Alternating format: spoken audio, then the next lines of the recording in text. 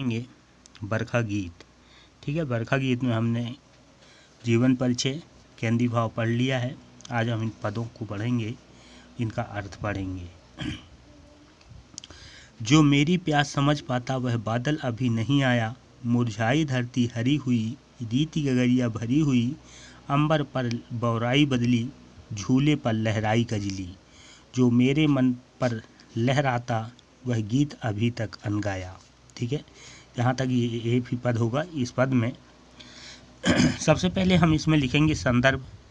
तो संदर्भ में लिखेंगे प्रस्तुत पद्यांश हमारी पाठ्य पुस्तक वासंती के पाठ बरखा गीत से लिया गया है।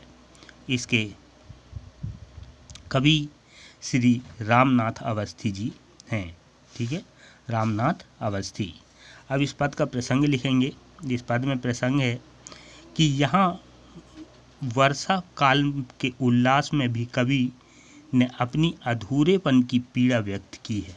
ठीक है, इसमें प्रसंग होगा कि वर्षा काल में के बाद भी, वर्षा काल में जो उल्लास है उसके बाद भी कवि के द्वारा अपनी प्रसन्नता, अधूरेपन की जो पीड़ा है उसको व्यक्त किया है। अर्थ लिखेंगे, जो मेरी प्यास समझ पाता वह बादल अभी नहीं आया। कवि कहते हैं कि वर्षा तो आ गई, वर्षा ऋतु आ गया, बारिश होने लगा, किंतु अभी एक ऐसा बादल नहीं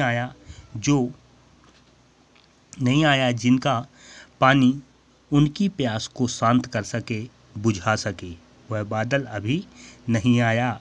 मुरझाई धरती हरी हुई, रीति गगरिया भरी हुई, अंबर पर बौराई बदली, झूले पर लहराई बदली। अब यहाँ ये बताया जाता है कि वर्षा ऋतु आने से क्या क्या हो रहा है। वर्षा होने से जो धरती गर्मी से मुरझा गई थी वह हरी भरी हो गई। ठीक है, मुरझाई धरती हरी हुई, धरती बिल्कुल हरी भरी हो गई। जो गागर अभी तक खाली थी वे भी भर गए। ठीक है, जो गागर थे, जो पानी के रखने की चीज़ें थी जो खाली थी वो भी भर गए। आकाश में जल बरसाने वाले बदली आनंद से मस्त हैं और झूले पर कजली गीत गाए जा रहे हैं। ठीक है, बादल आनंद पूर्वक बरस रहा है, मस्त है। झूले पर कजली गीत गा रहे हैं, झूले झूले जा रहे हैं, कजली गीत गाए जा रहे हैं।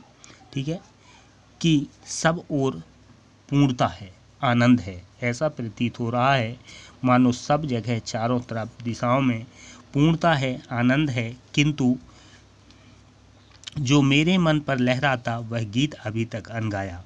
कवि कहते हैं कि किंतु जो कवि के मन को आनंद की लहरों से पूर्ण कर दे, ठीक है, कवि को आनंदित कर दे, वह गीत अभी गाया ही नहीं जा सका है। अर्थात कवि के मन में उल्लास भरा गीत नहीं फूटा है। अर्थात कवि ये कह रहे हैं कि अभी उल्लासपूर्ण, कवि को आनंदित करने वाला गीत नहीं गाया गया है।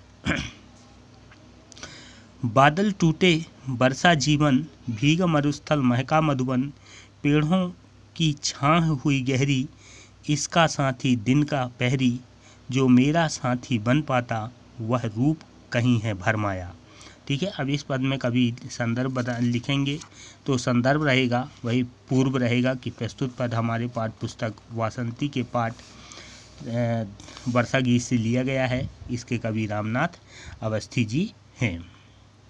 प्रसंग है, इस पद्यांश में इन पदों में बताया गया है कि वर्षा से सभी और जीवन का संचार हो गया है, किंतु कवि को साथी अभी तक नहीं मिला है। ठीक है, वर्षा ऋतु हो गई, सब संचार हो गया, चलने लगा, परंतु कवि को साथी नहीं मिला। अर्थ लिखेंगे, बादल टूटे बरसा जीवन, भीगा मरुस्थल महका मधुबन, पेड़ों की छाए हुई गहरी, इसका साथी दिन का पहरी। कवि कहते हैं कि आकाश में बादल फट रहे हैं। ठीक है, उनसे जल के साथ ही जिंदगी के आनंद की वर्षा हो गई है। ठीक है, आकाश में बादल फट गया, इस जल के साथ जिंदगी में जो आनंद है उसके भी वर्षा हो गए। वर्षा के जल से सूखी धरती भीग गई, मरुस्थल मधुबन सुगंधित हो गया, वृक्षों पर पत्तियां निकलने के कारण उनकी छाएं घनी हो गई।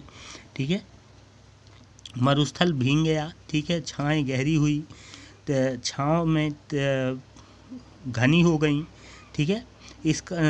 इसका साथी दिन का पहरी, ठीक है। इस छाया के साथ देने वाला, दिन का पहरा देने वाला सूर्य है, ठीक है। वो भी आनंद भरे वातावरण में छाया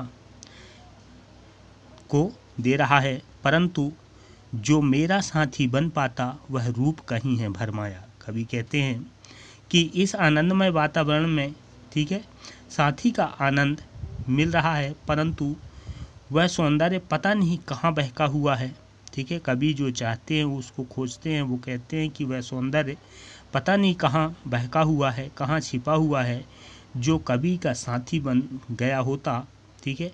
कवि अभी भी साथी रहित हैं। कवि कह रहे हैं कि मैं अभी भी, जो मेरा साथी बन पाता वह रूप कहीं है भरमाया, वह रूप अभी भी कहीं छुपा हुआ है।